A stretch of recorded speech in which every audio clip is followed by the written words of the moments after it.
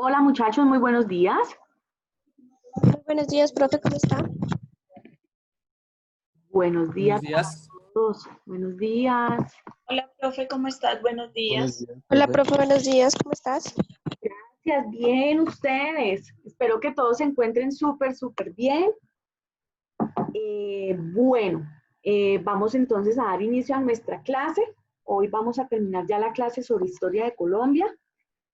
Pero entonces antes de dar inicio, por favor, levanten la mano quienes trajeron noticia para hoy.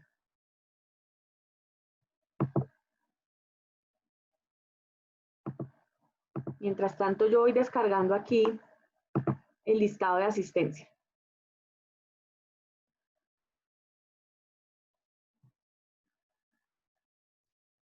Alfonso, listo. A mi momento, Alfonso, yo descargo aquí el listado para poder...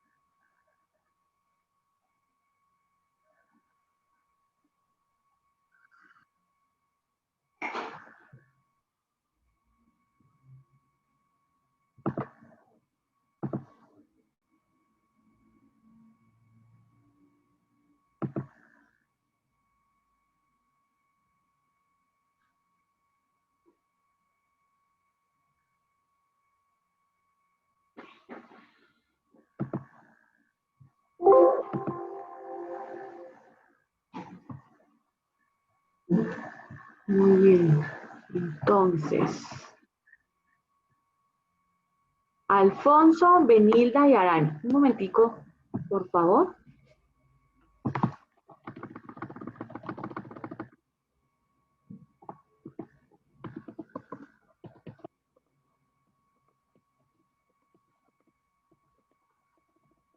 Muy bien, entonces iniciamos con Alfonso. Alfonso, te escuchamos. Bueno, buenos días. Muchas gracias, profesora, compañeros. Pues más que noticia es una reflexión sobre lo que está pasando en nuestro país. En realidad es muy preocupante, pues tanta noticia que hay por todo lado. Es una guerra campal la que se ha vivido en estos días pasados con respecto a la intolerancia y a la muerte del compañero de la universidad que lo mata la policía.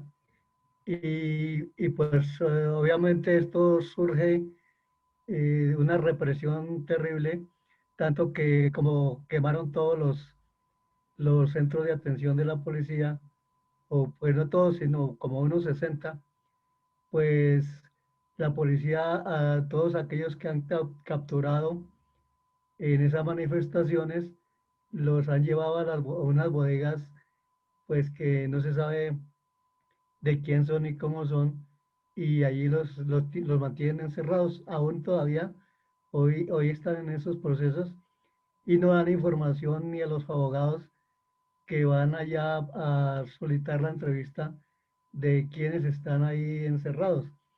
De tal manera que la situación sigue preocupante con estas circunstancias en las cuales la policía realmente ha salido de la órbita de su disciplina y de su compromiso de cuidar a la ciudadanía, y lo que ha hecho es propiciar propiciar desórdenes y propiciar también desmanes y abusos de autoridad.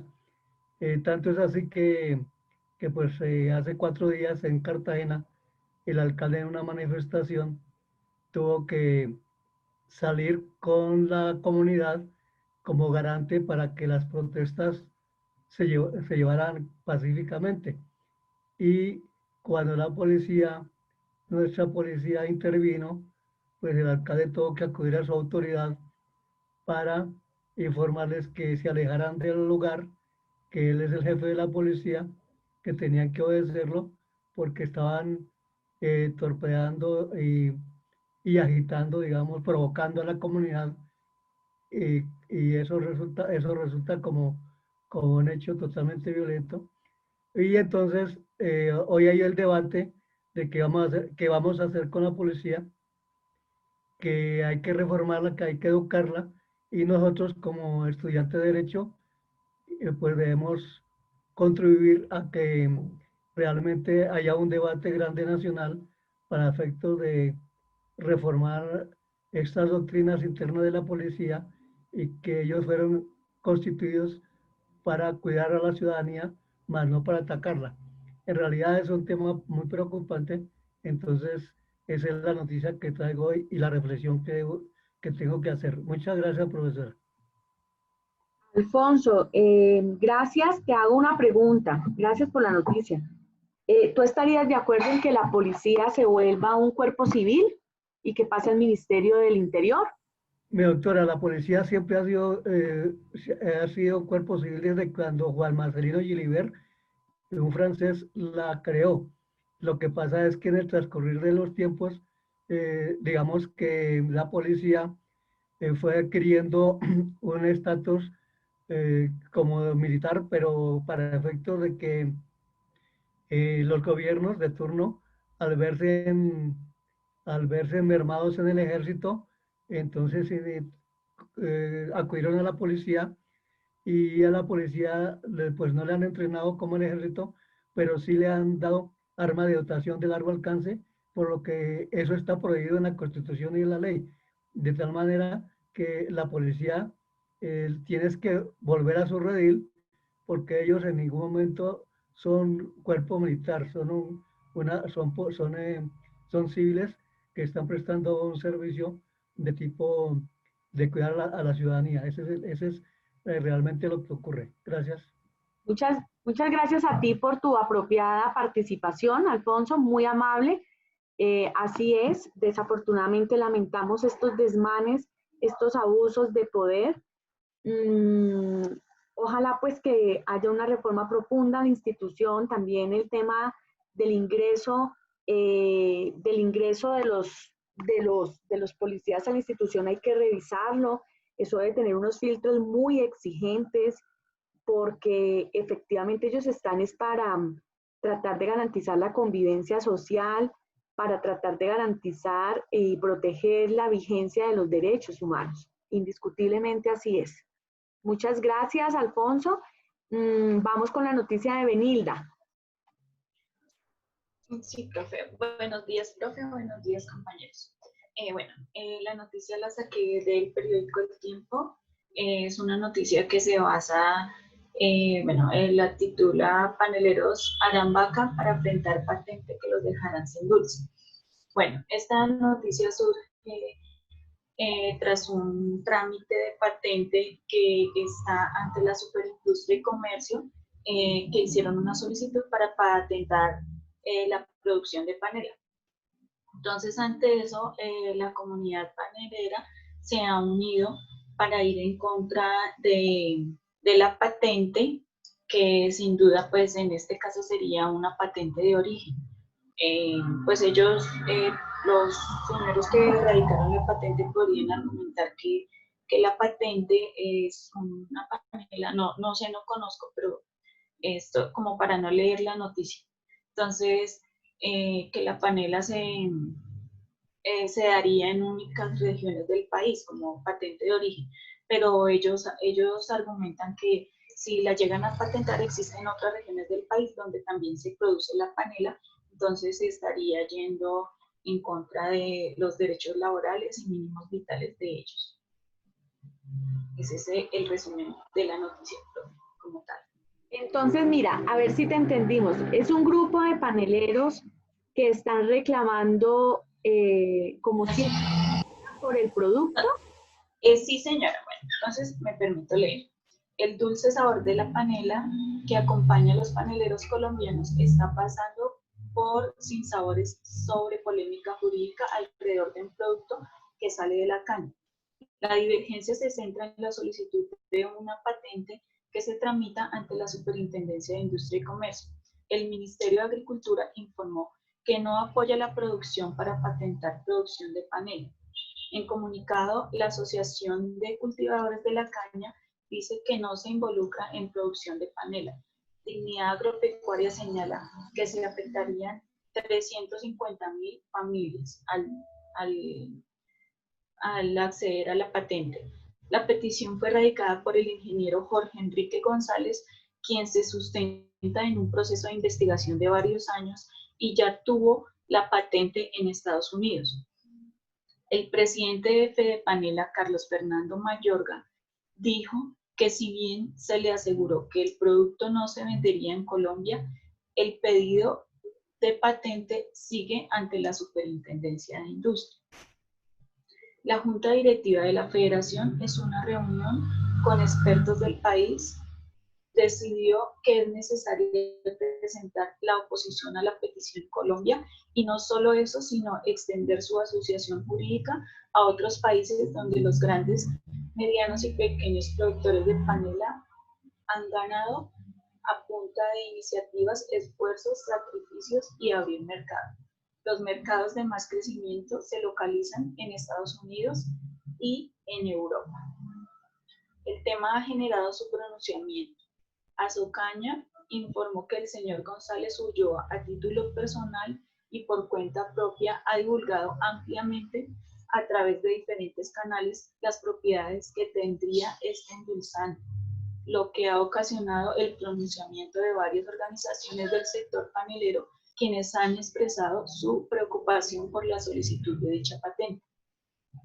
El sector respeta lo establecido en la Ley 40 de 1990, por medio de la cual se dictan normas para la protección y el desarrollo de producción de la panela y se establece la cuota de fenómeno panelero. Por lo tanto, no se involucra en la producción de panela. Asimismo, precisa que este endulzante no hace parte de las investigaciones lideradas por Cenicaña y apoyadas por el sector. Entonces esa es la noticia, profe, y lo que yo les estaba diciendo pues al inicio. No sé si me entendiste. Sí, gracias, Benilda. Claro que es un tema muy delicado. Eso es del ámbito, por supuesto, de propiedad intelectual que tendrá que resolver la Superintendencia de Industria y Comercio. Industria y Comercio. Ajá, sí, de Industria y Comercio. Pero claro, es un tema muy delicado porque es que cuántas personas en este país no son productoras de panela y yo imagino que ellos tienen una asociación nacional que los agremia a todos para poder discutir estos delicados temas y más cuando se trata de patentes, porque pues supongo yo que, yo no sé mucho del tema, pero me imagino que como cualquier otro producto tiene unas variantes que las hacen únicas, ¿no? Y eso es lo que hay que tener en cuenta al momento de uno ir a patentar algo que no le esté robando los derechos de autor a otro. Sí, profe. Muy bien, Benilda. Muchas gracias por la noticia. Muy bien. Vamos con Arani. Hola, buenos días. Arani. Con acento A. Profe, yo tengo dos noticias. Pues una es, digamos que basada en mi departamento, en el departamento del Cesar, y otra más internacional. No sé si comenta rápidamente las dos o cuál de las dos comenta.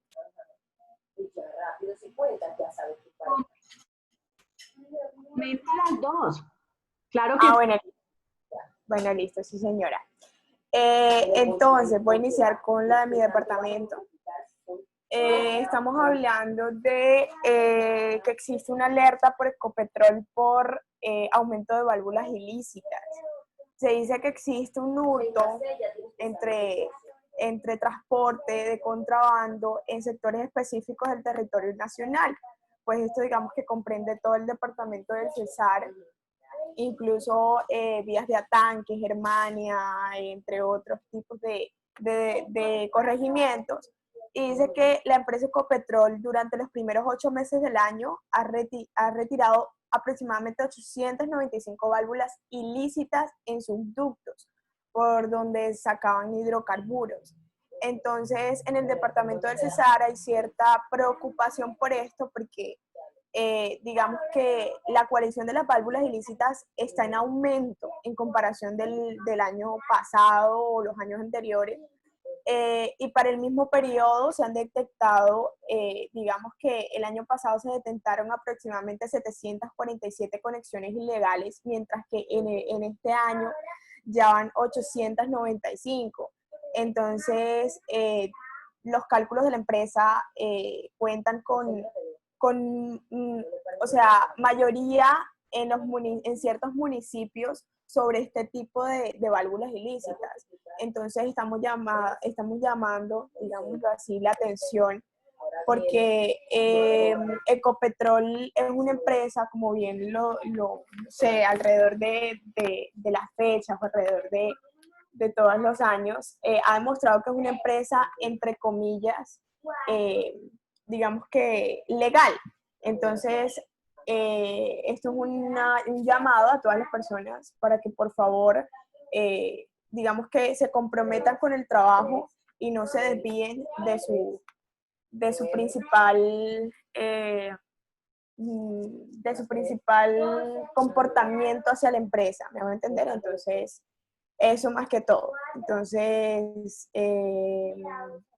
esto es por el lado del departamento del Cesar.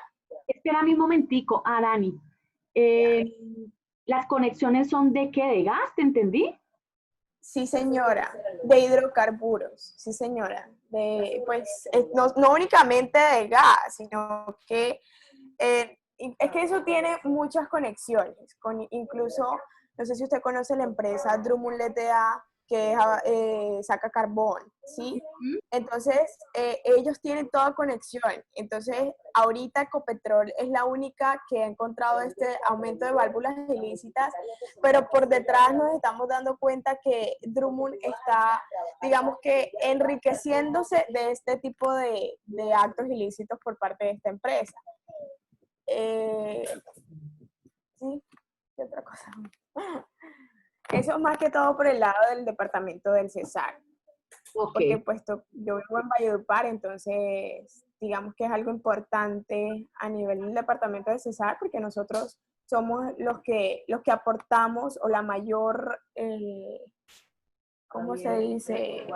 El mayor, digamos que hueco, porque así lo llaman en la corte sobre un fallo, hueco de hidrocarburos para alimentar como tal a nivel nacional el país.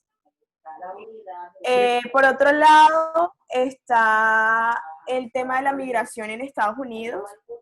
Un tribunal falló a favor de la decisión de Trump sobre terminar con un programa que en sigla es TPS, el cual significa Estatus de Protección Temporal para los inmigrantes de El Salvador, Nicaragua, Sudán, Haití, que se encuentran en Estados Unidos. Entonces, el fallo judicial fue en contra, fueron 2 votos contra 1 en la Corte de Apelaciones del Noveno Circuito de Estados Unidos. Descarta que detrás de la decisión del gobierno de acabar con estas protecciones migratorias existiera discriminación racial. Yo las últimas noticias que les estuve comentando fue incluso con base en la discriminación racial. Entonces, uno de los argumentos de la parte denunciante asegura que no se presentó siquiera argumentos, valga la redundancia, serios sobre dicho reclamo. Entonces, es preocupante porque el fallo del Tribunal de Apelaciones ante estos inmigrantes significa que deberán encontrar cualquier otro tipo de forma para permanecer legalmente en los Estados Unidos. Es decir, no hay ninguna manera de que ellos ahorita estén legalmente en los Estados Unidos, a menos que consigan la manera de que le la visa o le den un permiso para estar en ellos. Dice que la decisión se mantiene en Estados Unidos residentes legales, y desde hace mucho tiempo pues fueron bienvenidos a Estados Unidos porque los países estaban sumidos en la violencia, otros desastres naturales, y por ello tuvieron la necesidad de irse de su país y llegar a Estados Unidos. Pero entonces el fallo, eso fue, si no estoy mal, antes de ayer, fue un fallo en contra. Entonces, como muchos otro tipo de activistas o incluso senadores de Estados Unidos no están de acuerdo porque digamos que el fallo no es parcial, va en contra de los derechos fundamentales de las personas que tuvieron por diferentes tipos de cosas, tuvieron que trasladarse de su país. Entonces, eso es todo. Y ese fallo dice, aparte, me imagino que debe tener unos condicionantes, es decir, básicamente ahí se debe perfilar quiénes perderían ese beneficio. Sí, profe, claro que sí. Digamos que en general, o sea, base general, ellos decían que todas las personas que no se encuentren con permisos dentro de Estados Unidos y que sean inmigrantes de países como El Salvador, Nicaragua, Sudán y Haití. Entonces, ahorita digamos que básicamente esperamos los recursos procedentes para que se apele o X o Y, pero eso fue el fallo que actualmente se profirió. Y Trump lo había anunciado en campaña, ¿no? Recuérdenlo bien, él lo anunció en campaña, él iba con toda contra los inmigrantes, y eso que Estados Unidos ha sido construido por inmigrantes, pero él lo anunció claramente con ese lema de América para los americanos. Entonces esto se veía venir. Bueno, muy bien, gracias a ti por tan importantes noticias. Ahora sí vamos entonces a iniciar con la clase. Permítame un momento, por favor.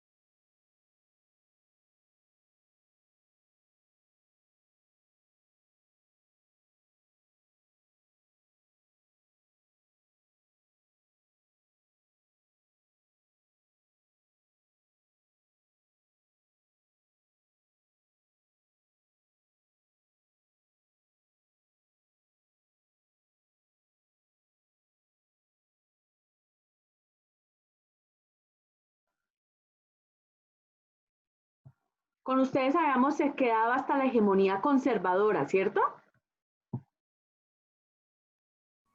Porfa, me contestan. Liberal. ¿Ya habíamos visto la hegemonía liberal? Sí, señora. Sí, profe, ya vimos las dos. Sí, profe. Ah, Estamos en el Bogotazo. perfecto, perfecto, perfectísimo, listo. Entonces, es que a veces con tantos grupos uno se... Ok, habíamos visto entonces hasta el Bogotazo, alcanzamos a ver un documental. Habíamos terminado la parte del Bogotazo, porfa, ¿me recuerdan? Falta terminarlo. Señora, sí señora, nos contó todo lo de Jorge Eliezer Gaitán y hasta vimos un video también, creo. Listo, listo. Entonces, un momentico, ya me ubico acá. Del 49 al 53. Muy bien. Muy bien, perfecto. Entonces, vamos a iniciar con el tema de las guerrillas liberales. Permítame en un momento, por favor.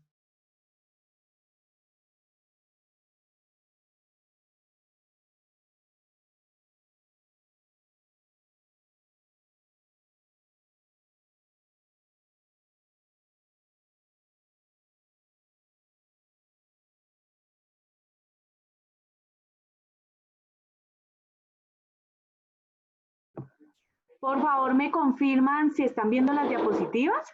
Sí, sí, señora. Sí, señora.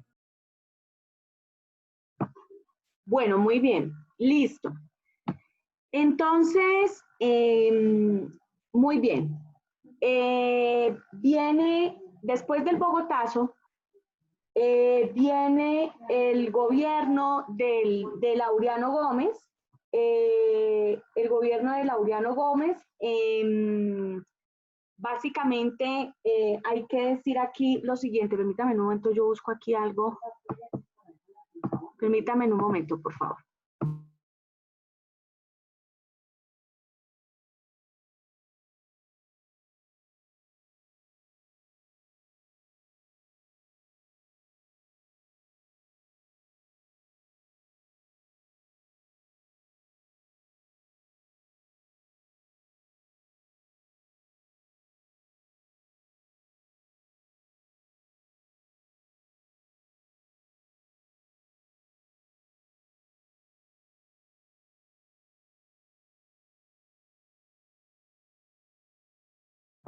Bueno, muy bien, ahora sí. Bueno, nos encontramos entonces en el gobierno de Laureano Gómez de 1950 a 1951.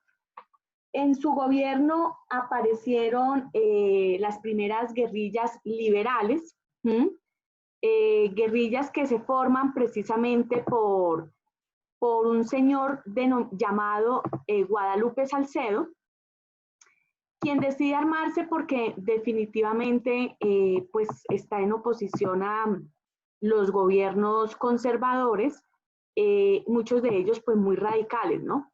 Entonces se presenta la aparición de estos primeros guerrilleros. Se dice que se levantaron en armas más de 10.000 hombres en varias partes del país. Aparecieron los primeros guerrilleros liberales en los llanos orientales, en Cundinamarca, en el Tolima, en el Magdalena Medio y en Córdoba. Asimismo, también los comunistas, el Partido Comunista conformó sus propias autodefensas para pues empezar a defenderse de esta ebullición y aparición de actores armados en el contexto nacional. Y el gobierno, por su lado, conformó un grupo también de contraguerrillas. Por un lado estaban los chulavitas, que básicamente ellos eran conocidos como la policía secreta del Estado, y los pájaros, que eran campesinos y ciudadanos conservadores que también se habían armado frente a esta guerrilla que se había formado. Entonces hay un revuelo pues en el país, se recrudece la violencia. Laureano Gómez en ese momento decide ausentarse del poder. Lo hace el 5 de noviembre de 1951 y y decide ausentarse debido alegó motivos de salud. Entonces designa en el cargo de presidente a Roberto Urdaneta. Roberto Urdaneta, un hombre más moderado dentro del partido, se preocupa por tratar de pacificar el país, por buscar la paz, pero la verdad es que la violencia se recrudeció fuertemente en su mandato, sobre todo en los llanos orientales, porque precisamente por esos días muere un guerrillero liberal llamado Saúl Fajardo en Bogotá. Entonces eso como que exacerba los ánimos y pues definitivamente no logra pacificar un poco la situación.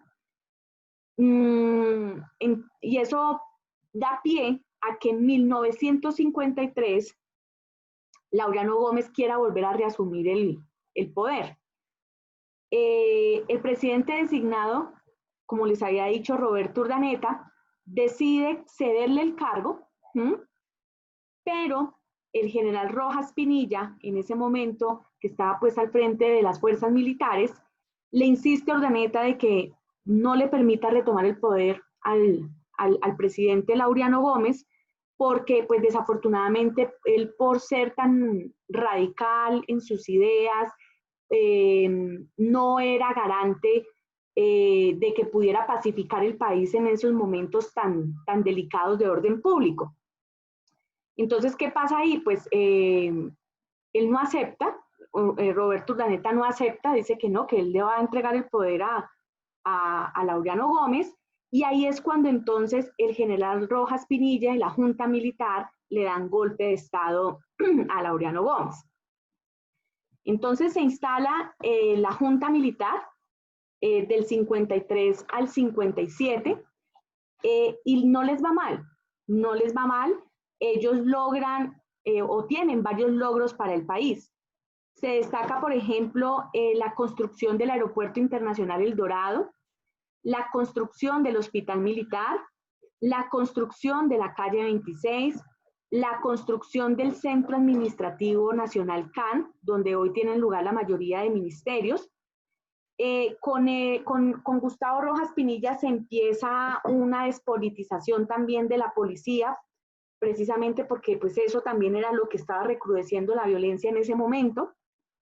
Él llega también llega al país con el servicio de televisión, de televisión pública, y recordemos que en el 54 es cuando se le reconoce el derecho al sufragio a la mujer. Él crea un movimiento político que se llama la Alianza Nacional Popular, de la que con la cual más adelante él va a aspirar nuevamente a la presidencia.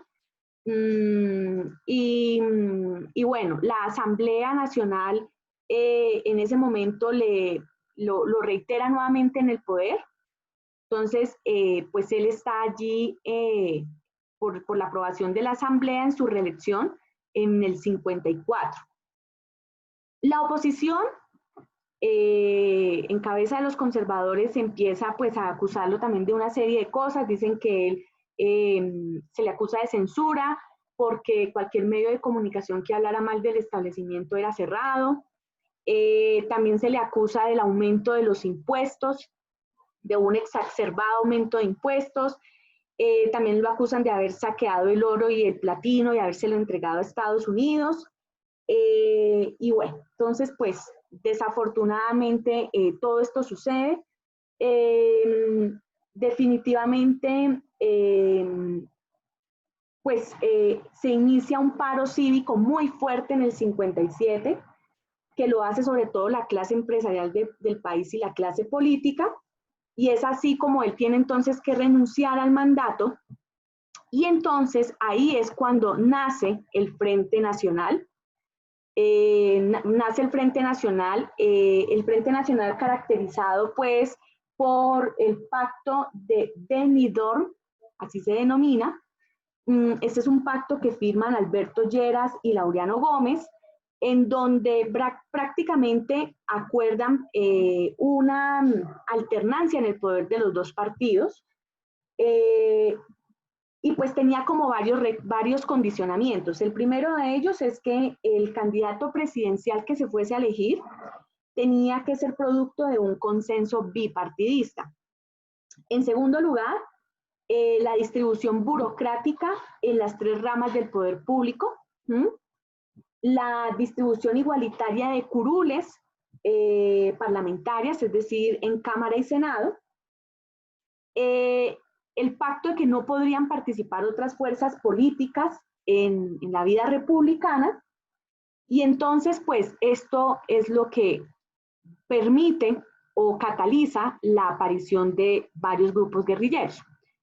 ¿Quiénes fueron los presidentes? Alberto Lleras Camargo, del 58 al 62, Guillermo León Valencia, del 62 al 66, y ahí es donde nacen las FARC, Carlos Lleras Restrepo, del 66 al 70, y Misael Pastrana Borrero, que pues este último gana las elecciones con un manto de duda enorme, porque se dice que hubo un fraude monumental en el departamento de Nariño, con un fraude, por supuesto, que perjudicó a Rojas Pinilla, porque ahí el general Gustavo Rojas Pinilla propone su nombre a la presidencia por la NAPO, es decir, pues no le importa ese pacto del Frente Nacional. Se decía que en la noche de elecciones él era el presidente de la República y al otro día pues amanecieron con el presidente Misael Pastrana Borrero, del 70 al 74. Entonces, hay un surgimiento de las guerrillas. En primer lugar, nace las FARC en 1964. Nace precisamente a causa de toda la exclusión política que tiene como consecuencia el Frente Nacional. También recordemos que el gobierno en ese momento de Guillermo León Valencia arremete contra lo que él llamaba las repúblicas independientes en el departamento del Tolima, en Planadas, Tolima, y entonces hace un ataque que se le denominó Manuel Marulanda Méndez, sí. Y entonces esto como que acrecenta, por supuesto, mucho más a las FARC para irse en contravía del Estado. Esto exacerba los ánimos. Las FARC le piden al presidente que por favor haga un despeje del territorio, que por favor retire las tropas. Esto no se lleva a cabo. Entonces, pues, se fortalece mucho más a raíz de esta actuación, pues, del Estado.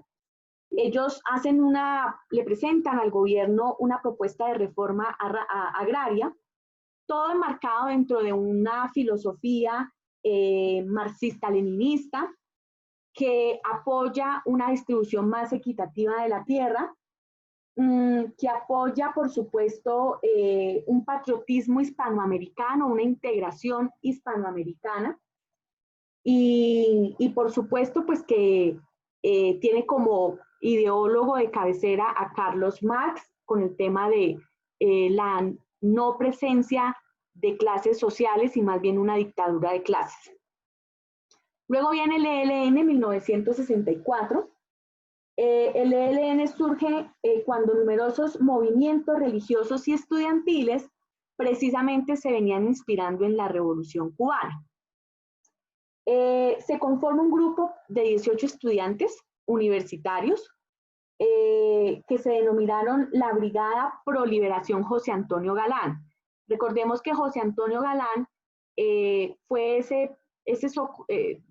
santanderiano, porque no sé cómo se le dice a la gente del Socorro, que lideró en su momento el grupo de los comuneros, grupo que se opuso en el virreinato de la Nueva Granada a la imposición de nuevos impuestos a la canasta familiar, al alcohol y al tabaco.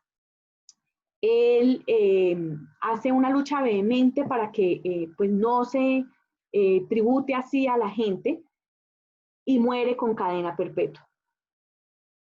Entonces, estos 18 estudiantes que se aglutinaron alrededor de esa brigada pro liberación, viajaron a Cuba becados por Fidel Castro para beber pues de las ideas revolucionarias. Allí tenían lugar jóvenes del Partido Comunista, jóvenes del Movimiento Revolucionario Liberal, jóvenes del movimiento obrero y del movimiento estudiantil y campesino. Algunos de los importantes miembros, el padre Camilo Torres, sacerdote, catedrático de Sociología de la Universidad Nacional, quien impulsa el aprendizaje y el accionar de algo que él denominó la teología de la liberación.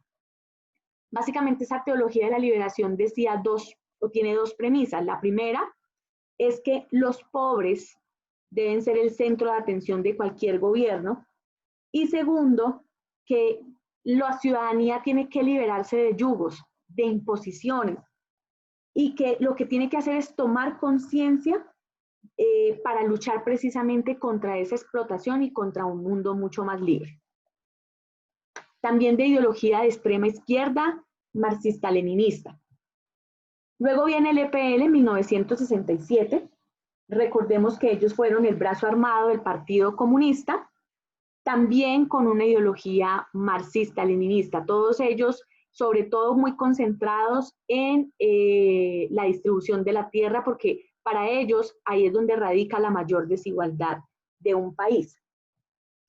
El M-19, fundado en 1970, es una organización guerrillera urbana que surge precisamente a partir de ese fraude que se vivió en las elecciones presidenciales del 19 de abril de 1970, donde Misael Pastrana gana la presidencia sobre el general Gustavo Rojas Pinilla.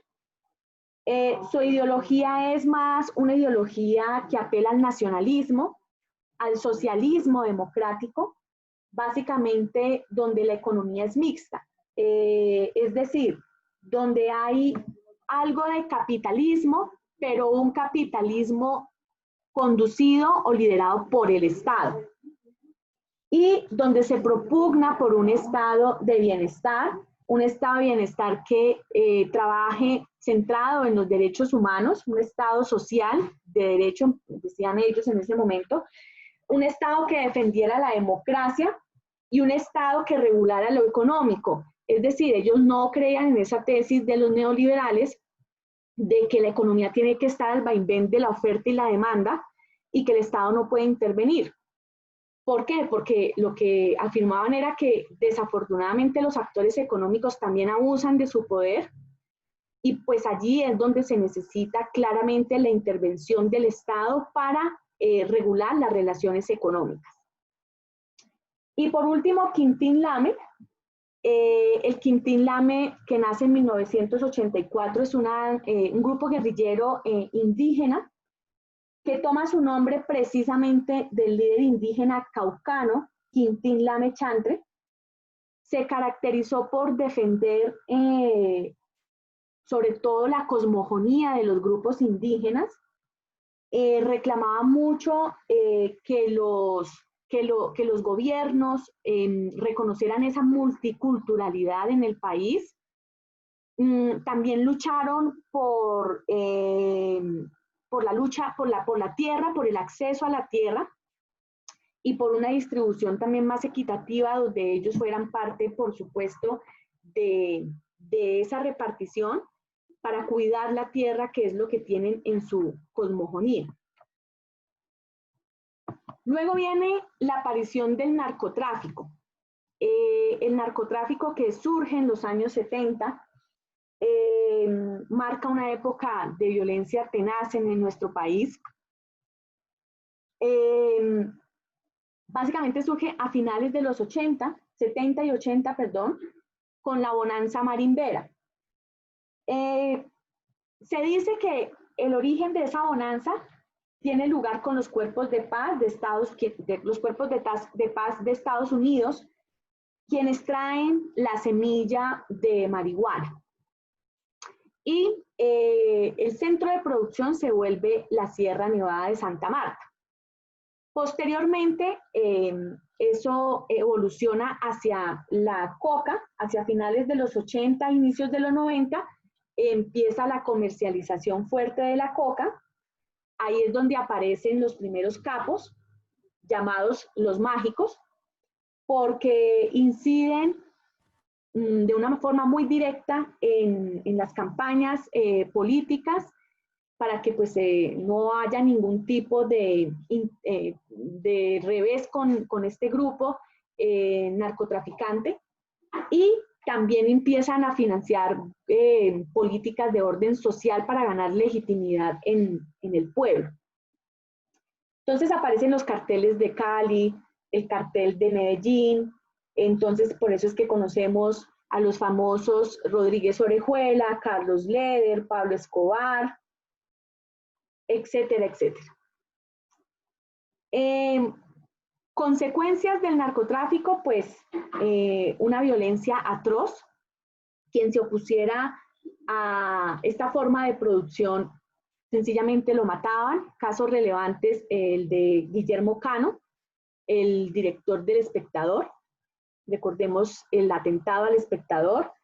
El asesinato de Rodrigo Lara Bonilla, el asesinato de Luis Carlos Galán Sarmiento, con una economía que básicamente sufre una inflación por toda la enorme entrada de dólares al país y por supuesto por el lavado de activos, con una política entonces penetrada por el cartel del narcotráfico. Recordemos el caso emblemático de Ernesto Samper y el proceso 8000, y desafortunadamente también logró permear la cultura, porque pues ha quedado, desafortunadamente hay que decirlo, ha quedado esa cultura de la mafia, y por supuesto quedan muchos reductos, ya no a grandes escalas de carteles, porque ahora pues los carteles están en México, pero sí queda pues en nuestro país una serie de grupos cultivadores o raspachines, como se le llaman en ese mundo de la droga, y sigue siendo, por supuesto, parte de la economía colombiana. Aquí quiero invitarlos a que escuchemos, por favor, el siguiente audio con respecto al narcotráfico.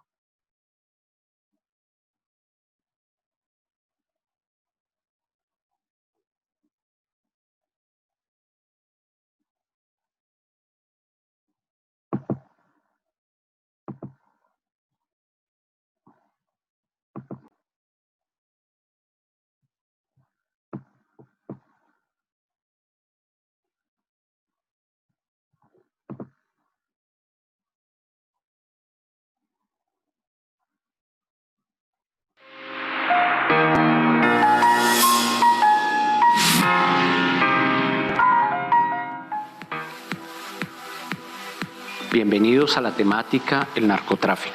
Comencemos con la violencia bipartidista en los años 50, después del asesinato de Jorge Eliezer Gaitán, pasando luego por la violencia generada por el surgimiento de las guerrillas en los años 60. Posteriormente, en los años 70, surge este personaje del cual vamos a hablar, que es el narcotráfico, precisamente, y en los años 80 surge el paramilitarismo. Así que el contexto que va a dar lugar al narcotráfico es un contexto que está marcado, definido por la violencia permanente en nuestro país. Y algo muy importante de tener en cuenta es que a lo largo de la segunda mitad del siglo XX esta violencia se empieza a degradar. Entonces vamos a observar junto con el narcotráfico secuestros masivos, el terrorismo, desaparición forzada, magnicidios, genocidios, etcétera, que es lo que va a inaugurar precisamente parte de lo que es el siglo XXI. El objetivo principal entonces de esta temática es mirar cuáles son aquellos factores que han determinado el surgimiento y el desarrollo y el auge del narcotráfico en Colombia y cómo ha determinado de alguna manera el impacto, cómo ha impactado en todos los aspectos de la vida de los colombianos. El narcotráfico empieza podríamos decirlo de alguna manera, en los años finales de los 60 y principios de los 70 con la bonanza marimbera. La marihuana es la que entra principalmente en esta década de los finales de los 60 y los 70 a Colombia por la Sierra Nevada de Santa Marta. Según testimonios, según la historia cuenta que son los cuerpos de paz venidos de los Estados Unidos para contener el desarrollo del comunismo en América Latina, quienes van a traer la semilla de la marihuana y se va a extender por Colombia, pero el foco de producción va a estar en la Sierra Nevada de Santa Marta. ¿Qué es lo que va a hacer que se extienda estos cultivos de la marihuana? Va a ser que va a ser producido por el hecho de que la producción de algodón va a tener una crisis, el algodón, y la producción de telas también va a sufrir. Entonces, de alguna manera se va a cubrir ese vacío económico con la producción de la marihuana. Sin embargo, la producción de la marihuana tiene sus digámoslo así, sus lados negativos, en el sentido en que para ganar dinero, para generar producción y capital, se necesita mucho más, digámoslo así, producción. En cambio, la cocaína es más poca y genera mayor dinero. Entonces, para el transporte de la marihuana se requería mayor dinero porque pues, era más el contenido. Entonces, la bonanza marimbera va a ser uno de los protagonistas que va a iniciar el tema del narcotráfico. En segundo lugar, uno de los protagonistas claves son estos personajes que empiezan a surgir gracias a la cocaína, que ya se empieza a gestar a finales de los 70, principios de los 80. A estos personajes se les ha llamado los mágicos, y se les llama los mágicos porque de un momento a otro, sin tener nada, pasan a tenerlo todo: haciendas, fincas, caballos, ganadería, etcétera, porque se convierten en unos personajes que van a determinar la vida y la cotidianidad del país. Como vemos en la imagen, está la hacienda Nápoles, que es una hacienda que adquirió Pablo Escobar de 3.000 hectáreas, y vemos en la parte superior la avioneta con la cual Pablo Escobar hizo su primer transacción y su primera negociación de cocaína. Entonces, estos personajes llamados los mágicos van a tener una incidencia importante en la vida social y en la vida cultural de las poblaciones, incluso financiando programas cívicos, generando procesos de corrupción masiva, incidiendo en campañas políticas, etc.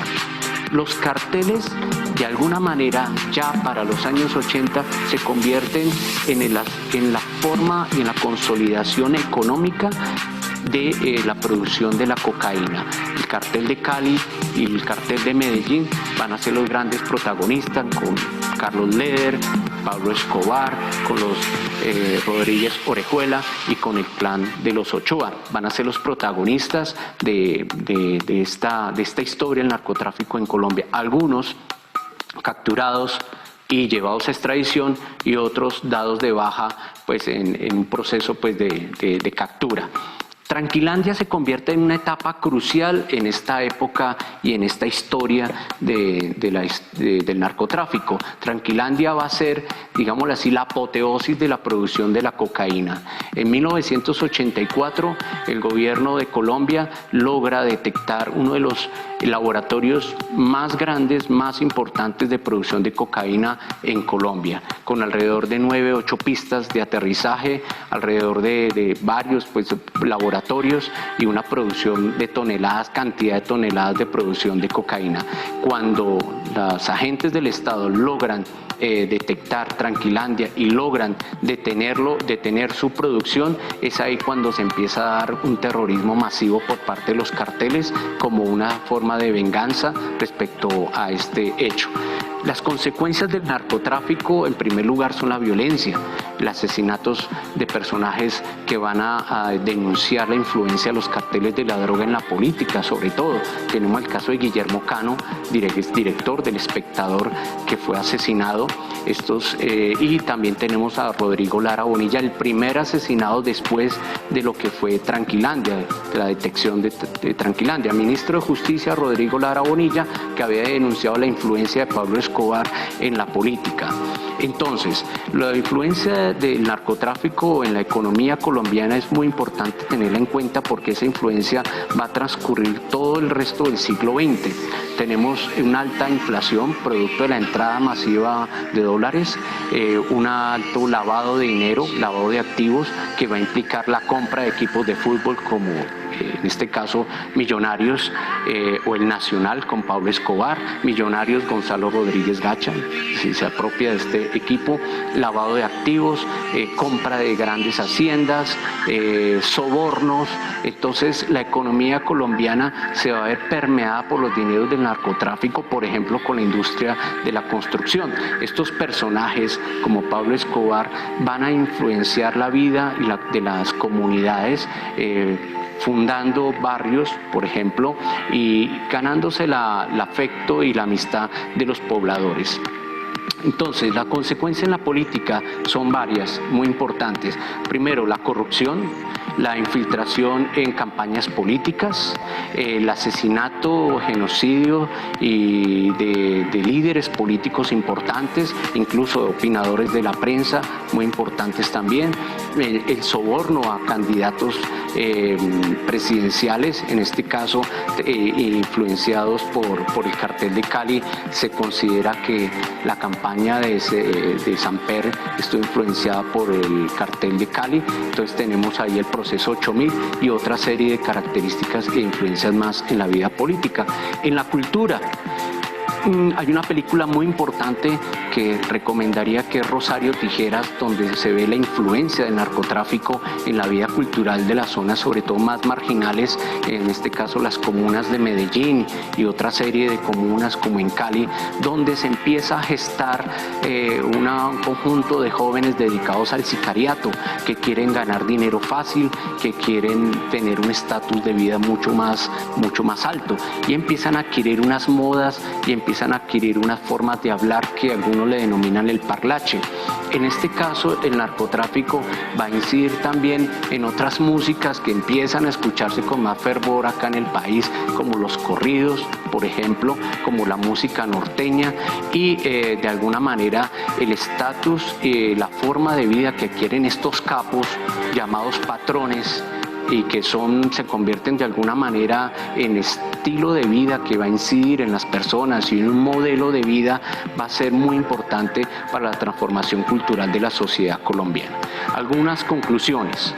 Tener en cuenta muy bien que el narcotráfico constituye uno de los episodios claves de la historia de Colombia, que va a transformar la vida general de la nación a nivel económico, político y cultural, y que de alguna manera se ha penetrado en la vida de la sociedad colombiana hasta este momento, sin poder salir aún de esta situación.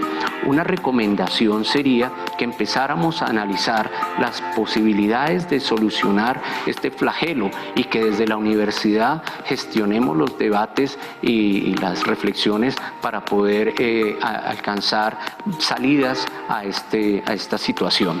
Finalmente, nuevamente, la historia, el pasado, se nos convierte acá en una de las recomendaciones más importantes para tener en cuenta, porque desde el pasado es que nosotros podemos pensar nuestro presente y analizar nuestro futuro. Gracias.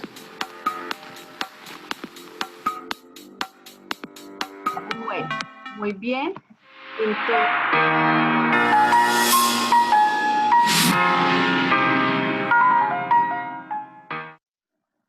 Bueno, muy bien. Entonces, con esto terminamos la clase por hoy. Nos quedaría pendiente el surgimiento del paramilitarismo y la convocatoria, ¿sí? La convocatoria a la Asamblea Nacional Constituyente, que da lugar a la Constitución Política que aún nos rige, la de 1991, donde analizaremos, por supuesto, los grandes avances que trae la Constitución para la vida social, para la vida económica, para la vida política y cultural del país. ¿Listo, muchachos? Entonces, nos vemos en 8 días, si Dios quiere, para culminar este tema y seguir revisando el contexto nacional. No sé si tengan alguna pregunta.